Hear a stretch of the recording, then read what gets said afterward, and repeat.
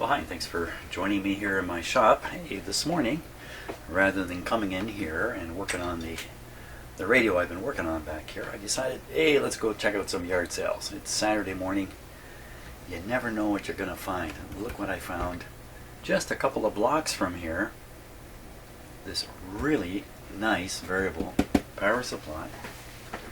But not just that. I got two of them. They're not exactly the same. So I'm going to check them out in this video and see if I got something that's working. I don't, the fellow I bought them from claimed they were working, and they probably are.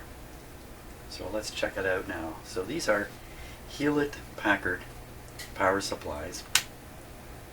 This one's a 6217A and this one's a 6215A. And the difference, if you look at the scales, I think that's coming out on the video. This one goes up to, let's see, 60 volts, 250 milliamps. This one goes to 30 volts, 500 milliamps, half an amp. So these are fantastic for me because although I have a couple power supplies in my shop, there's one right up here. This is a big behemoth power supply there. I can't turn that one down much under 5 volts. And I have another power supply, a bit of a home brew, and I can't turn that one down below 1 volt. So I'm really hoping that these power supplies will go right down to 0. And of course, these are high quality power supplies. They have internal protection. You can put a short on, they're not going to get damaged. And let's see here, what do we got? So the meter will work volts or on milliamp scale, which is great. Coarse adjust, fine adjust on the voltage. Same thing here. Great. Well, you know what? I'm going to plug it. Let's start with one of them. I'm going to boldly plug this guy in. Let's see what happens to him.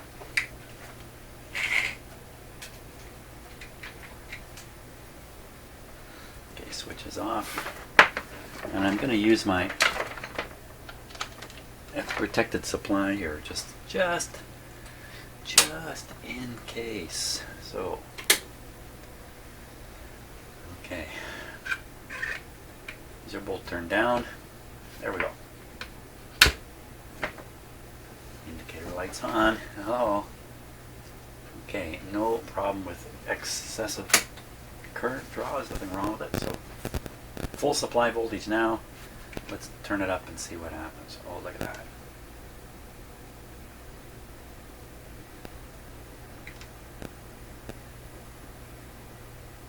.30 and beyond.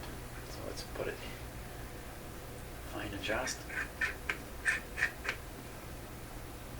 Excellent. Probably hooking up a light bulb here would be a really good choice. The interesting thing about these, you see how this one has a ground symbol on it, and that's because it's tied back to the third prong on the power cord.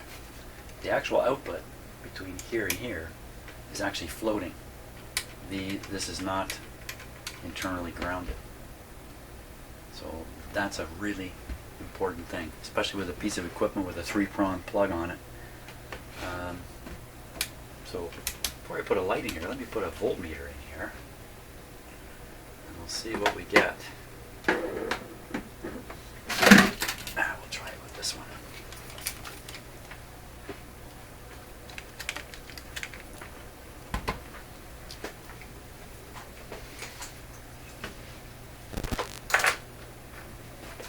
Okay, just getting the right cord here for this.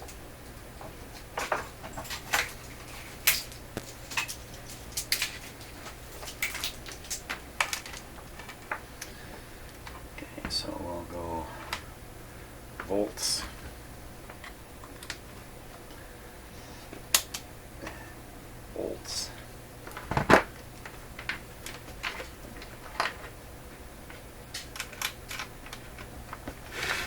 and we want to try to compare the two scales here. A little bit of a camera problem. Okay, I'm sure you can read the meter on its side.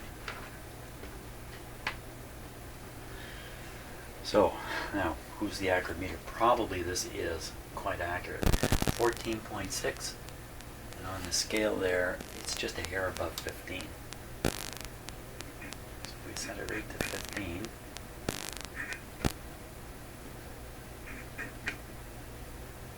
Wow, the fine is very, very fine adjustment.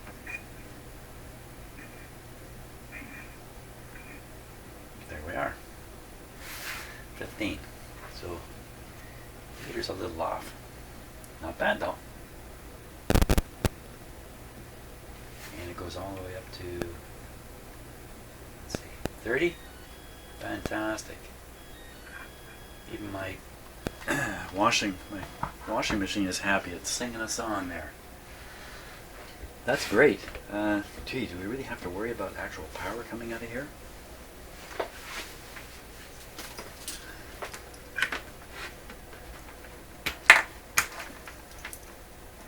Apparently, I was reading in the instruction manual for these guys, which I found on the internet fairly quickly, that you can put these units in parallel or in series to get more current or more voltage, depending upon what you're trying to do.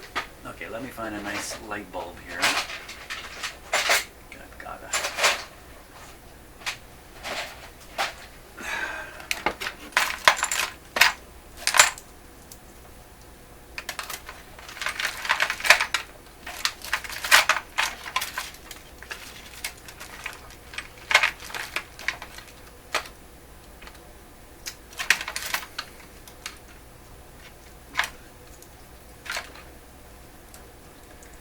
There we go.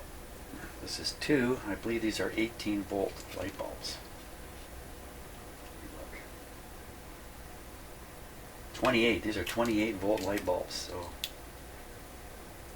okay, that's interesting. Let's try it. Test it right up near the top. Half an amp? I don't know. Voltage down. Flip over to current side of things.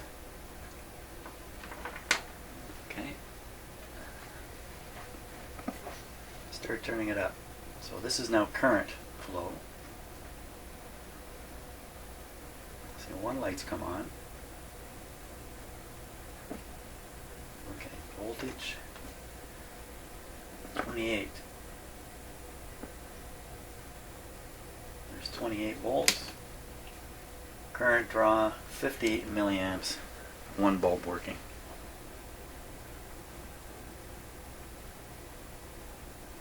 Great. I don't know how much more to test these. They're fine. Let's try the other one.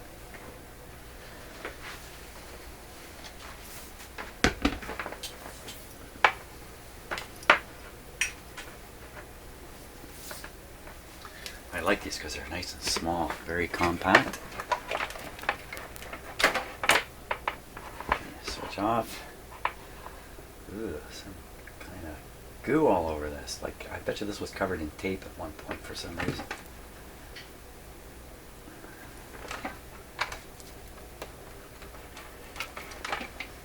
Okay, down, down, bolts on. The light's barely going. Oh, there we go, they stack. Look at that. Just keeps getting better. There we go. Yeah, looks good. All the way up to, not quite the 60 on the meter here. Excuse me. Let's try it on this.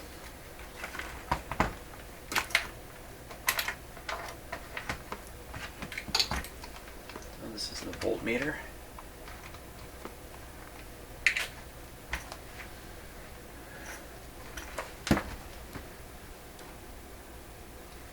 .9 volts. Okay, right down to 0. Right to 0, look at that. Just moving the fine one. Up it starts coming. So I should be able to use these power supplies to fix the AVC voltage in radios, to hold the voltage steady and control it externally. That's pretty cool. Okay, let's see how high we can go. 33. That's roughly 33 on there. 50 on here. That's about 50 on there. And the top voltage, just under 55, just as the meter indicates. Very good. Now we'll throw the light bulb in to the circuit here. The thing about picking up pieces of equipment like this from yard sales and other places where you have no idea what condition they're in, if it's a real laboratory piece of equipment, has names on it like Hewlett Packard, there's a really good chance it works. Maybe you're going to run into some dirty controls or something. That's about it. Okay, ready on the light. Let's get it in view here.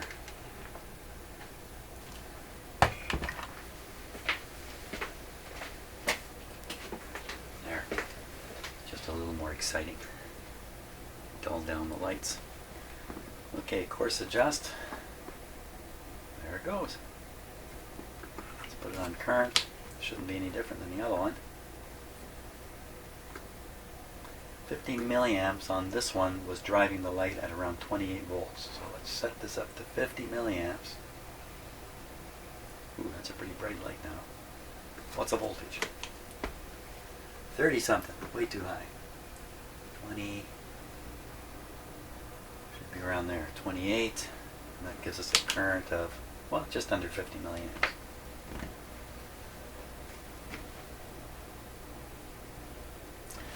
Well, great.